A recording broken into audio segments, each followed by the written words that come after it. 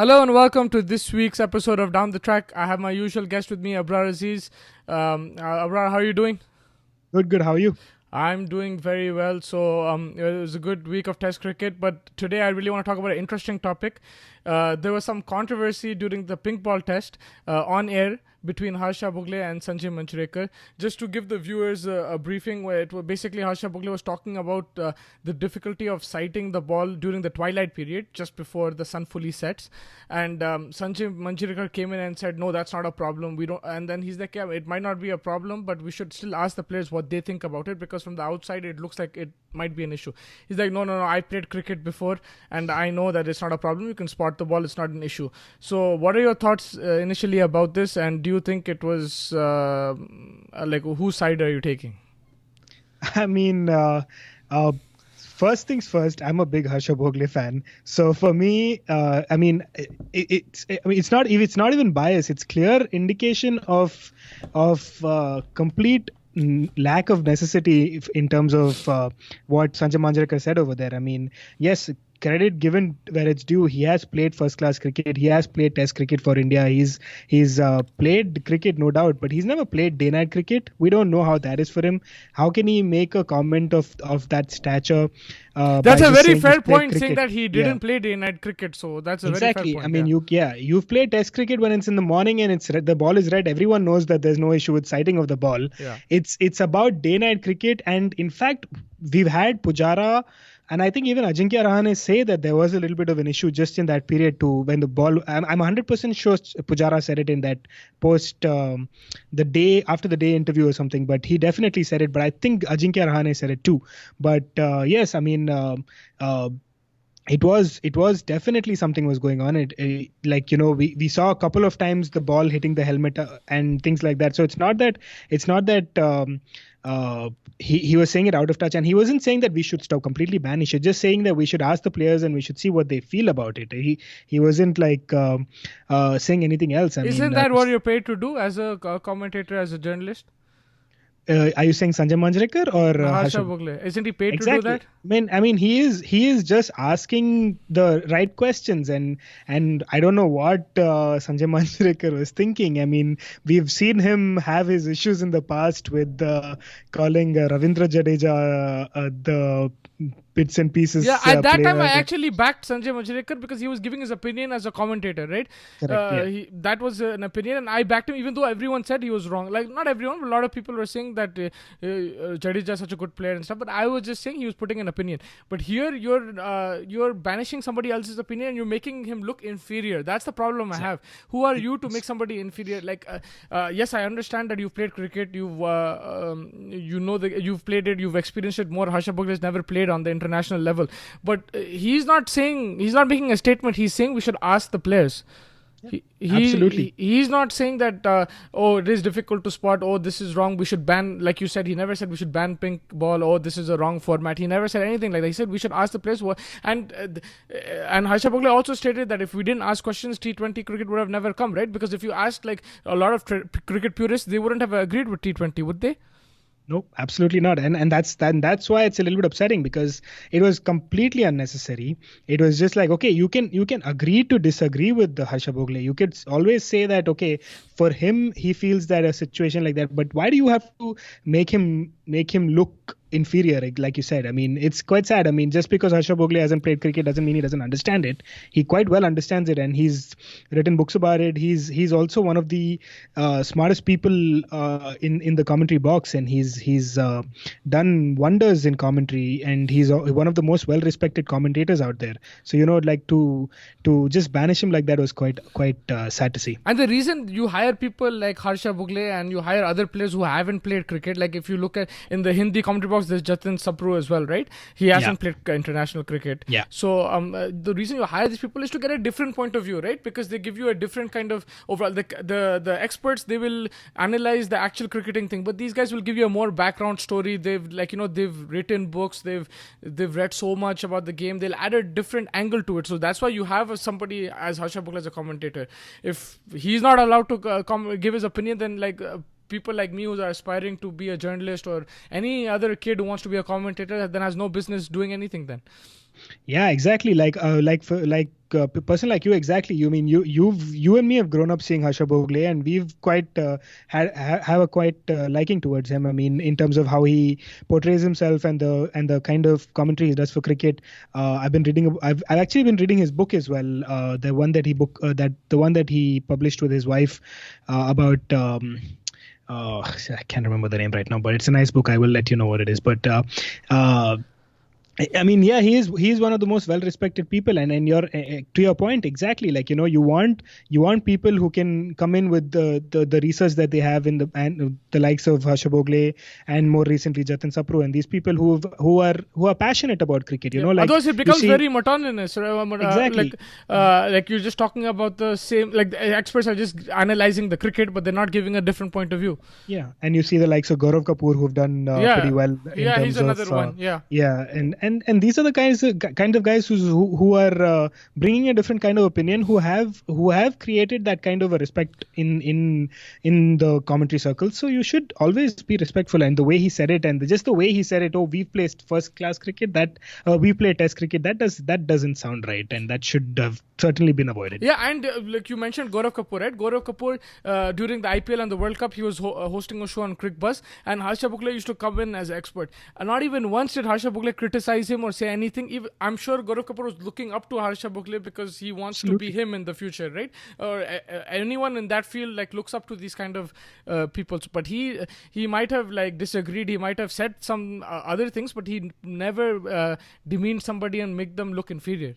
No, in fact, those Crickbuzz videos were quite fun and entertaining to see. I used to listen to every one of them after that because they'd give us they had a nice funny way of starting the conversation. And sometimes there was no cricketers. It was just Joy Bhattacharya, Harsha Bhogle, exactly. and Gaurav Kapoor, and you had Gaurav Kapoor. Millions tuning in to watch that. And it was fun, to watch. I for one would always see every single one of those. Just get a recap of the game if I haven't seen a couple of the couple of things that I might have missed. But it was good to see. It was fun to watch, and that's exactly what you want to see. Like everyone, just the unfortunate lack of respect was very sad to see. That's the kind of the bottom line for me. Is it jealousy, or is it just pure arrogance, or is it just do you think you're the best, or what is it? For me, I honestly, more than anything, I think it's ignorance. I don't know if he realized that he was saying the kind of things that he was saying. It's hard to put one kind of a phrase towards it, but to be honest, I was never a fan of Sanjay Manjrekar as a commentator, but that doesn't mean I don't listen to him, right? There's some points he makes which are valid, like I listen to it and stuff, but I was never a fan just because it wasn't my style of commentary. I didn't really enjoy it as much, but that doesn't mean I don't listen to him, and some of his points are very valid, some are really good, proper points. He analyzes the game sometimes really well, but then to make stupid comments like this, it just like, it ruins it for people.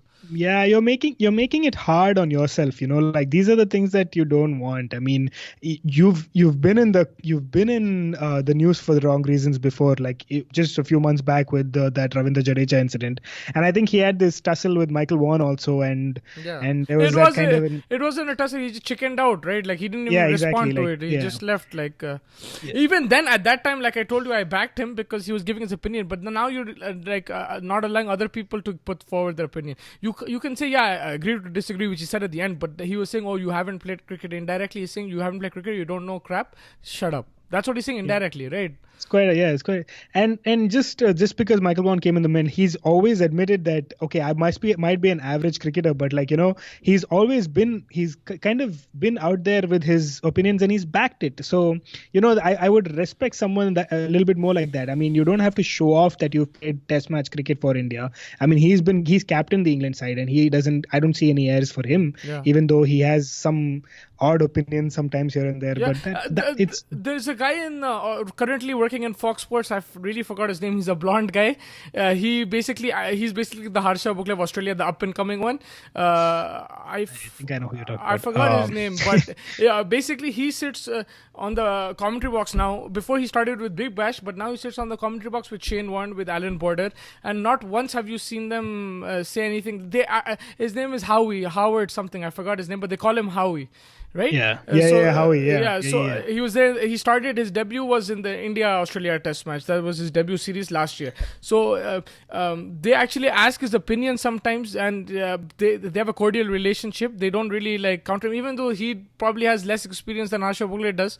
But it doesn't affect them. Like even Shane Warne worked with Harsha Bhogle last year, and there was no issues as such. Yeah, absolutely. I was just trying to find that guy's name, but never mind. So I agree. I mean, just basic respect, and that was what was lacking. It's quite sad. I like I said, I put out to a mixture of a little bit of of complete ignorance, and unfortunately, in terms of Sanjay Manjrekar, I would love to see him come out and clear the air. He hasn't done that, and I mean, do you think the broadcasters will take action, or it'll just be nipped in the bud and just move on? I don't know. I don't think. I mean, if the broadcasters are even 1% smart, they would not want to mess with it, because I feel like it could create unnecessary attention. It also gives them TRP, right? True. If they want to do that, then it depends. Maybe Sanjay Manjrekar is doing it based off of some TRP issues. I don't know. No, but I think that was an honest opinion of his, and it was of course. Like. It's quite sad. It's quite sad to see. I mean, like just basic respect towards one of your other colleagues in the commentary box on air. That's imagine Sunil Gavaskar in the next game tells him, you didn't score as many hundreds as I did, so you please keep quiet. You don't know what it feels like to score hundreds. You don't know what it feels like to play the West Indian bowlers that I faced. You can also say that. A lot of people don't like Sunil Gavaskar, but he's never said anything like that either, right? And he's conducted himself with the respect that the commentary box deserves, and his colleagues deserve, and it's quite sad to see that. It's very unfortunate. There's two more controversies actually I want to touch up on. One was actually it was not a controversy, but Virat Kohli at the presentation he mentioned that he thanked Saurav Ganguly, and he mentioned that like it was their test team which started winning away and gave belief to all the future Indian players. And right after that, in the post-match, Sunil Gavaskar came and he strongly said that I don't agree. Like he said that like we won also in the 70s, 80s. Virat wasn't even born at that time, so you can't say that Ganguly started this. Yeah, he's the BCCI president, but that doesn't mean like he started.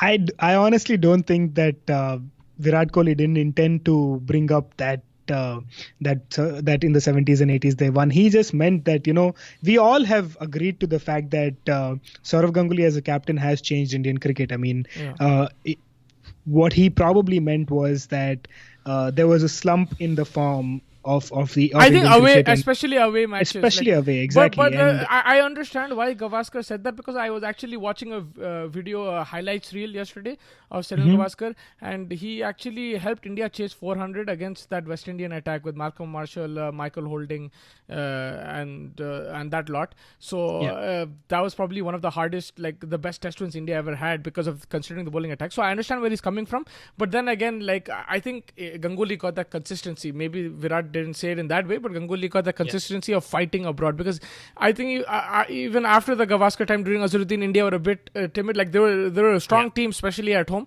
but they were a bit like they were not as aggressive. Maybe that's what he was trying to say. He wasn't trying to say one generation is better than the other, because India had some good wins against under every captain. Even under Azharuddin, they had some brilliant wins as well.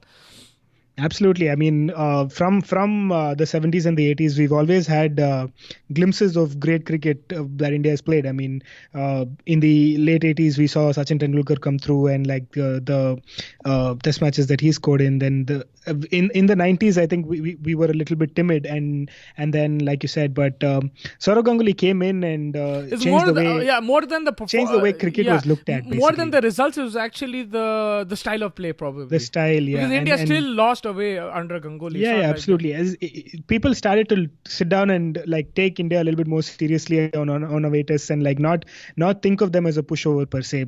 And that was because in the 90s it had come down a little bit. It's not because we were great in the 70s or not. Technically not great, but we've had some good wins in the 70s for sure. Yeah. And it kind of went down, and then Saurav Ganguly kind of picked it up.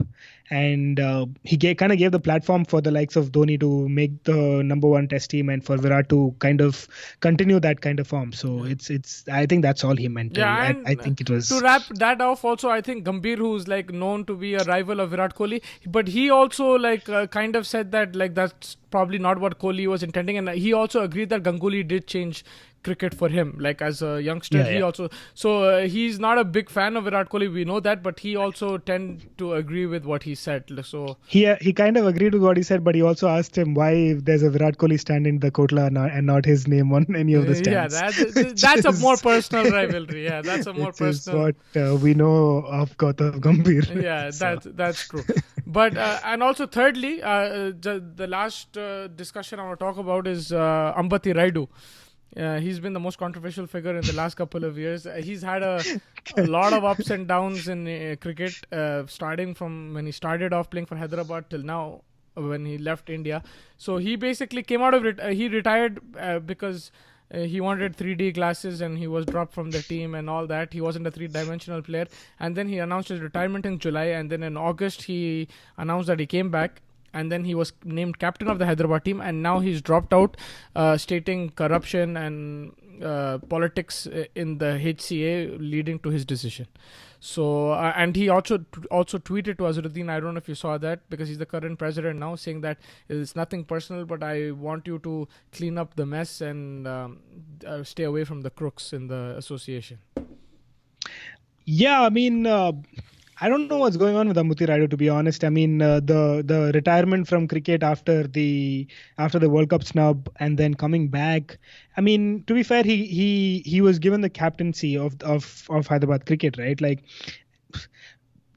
to like if I'm siding with him, we've always heard and always known but never proven that there are issues with Hyderabad cricket. There's never definitely there's no two ways about it. It's just not a lot of it. Yeah, a lot of politics, and not a lot of it has been proven, unfortunately, and people have gotten away. I'm not denying any of the fact that what he's saying is untrue, but there is no real backing for it, unfortunately, and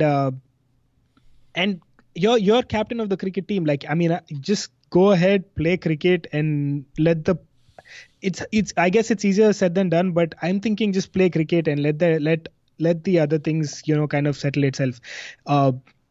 Azharuddin called him a frustrated cricketer after that tweet, obviously, when they asked him. So, he called him just a frustrated cricketer. And in fact, I believe Hyderabad Cricket Association is now going to go to court and file a case against him because of the kind of things he said. I was just reading it before our interview, so before our podcast.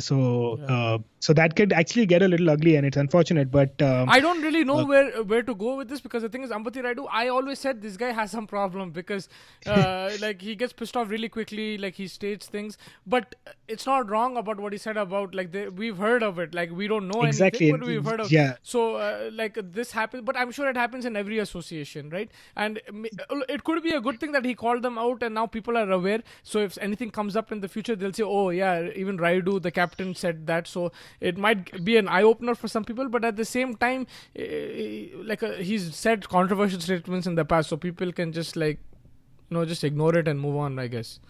It's like you said, it's hard to make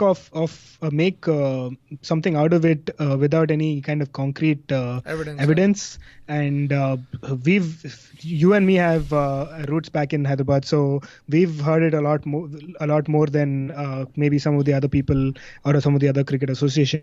So it's quite sad. I mean, I hope Azharuddin can actually clean it up a little bit and kind of. Hopefully no one else comes out and says these kind of things, but just the fact that Rayudu is doing the kind of things it's just like, it's sad. I mean, okay, you realize that, okay, you made a mistake off of that, you come out of retirement, let's just play cricket, like, focus on cricket. Now you're again thinking of retiring. I mean, like, make your head up if you want to play or if you don't want to play. Do you think he's not mentally strong, or he's not focused on the game as much as he should be? I honestly think I honestly think it's been cricket has been a little bit harsh on him. He's taken a long time to make that kind of entry into Because the Indian team. I was just reading his domestic numbers. He performed really well. He was averaging between 50 to 60 between 2009 to 2013, which is why he got into the Indian team at a later age. But because his domestic numbers are ridiculous, so he was actually a very talented player. But is this a built-up frustration where like he was treated badly in the start, and this built-up frustration, or is just that's how he is? No, I honestly think it's built up. I think it took him a long time to break into the Indian team, and to be snubbed just before a big tournament like that would have probably. I mean, if I was the selector, if I was the selector personally, I didn't want to see him going to the World Cup. But if I'm in his shoes or anybody, like the thing is, the captain said you're our number 4, and then straight after, like you're not playing not even 6 months, like 3 months after, you're not playing in the World Cup. So I think it's a very difficult pill to digest, like for any individual. But we know how Virat is. I mean, Virat will see something and he wants 110% from everybody, and he saw that in Vijay Shankar in giving him that kind of batting, bowling, and fielding option, and he wanted to try it out. Did it work? Probably but not. I think the only issue from Rayudu's point at that time was when he was when he was backed as number 4, he quit domestic cricket, didn't he? He retired from domestic cricket. He didn't play Ranji Trophy.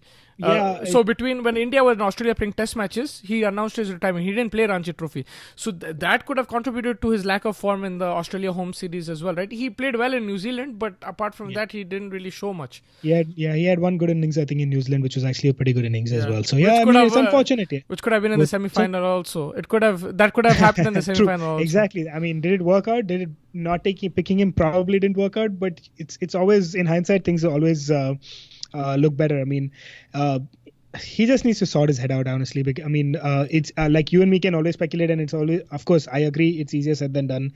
But I mean, let's just focus on the cricket, play the cricket, and if you don't want to play the cricket, then you retire and you go and chill, and you probably do commentary and whatever else it is that you want to do. But he'll give a lot of production teams a problem as well if he's a commentator. But it's good. Like he says what he thinks, so that like in a way it's good. But like you said, maybe it'll clean up. Maybe it will get people more aware. Hopefully it will. But it was not necessary to deal with it in public. There's a way you could have done it. Yeah, it should have been behind closed doors. Yeah. No. Having said that, it's unfortunate. So he's not going to be playing now for Hyderabad. He's not playing Ranji Trophy anymore.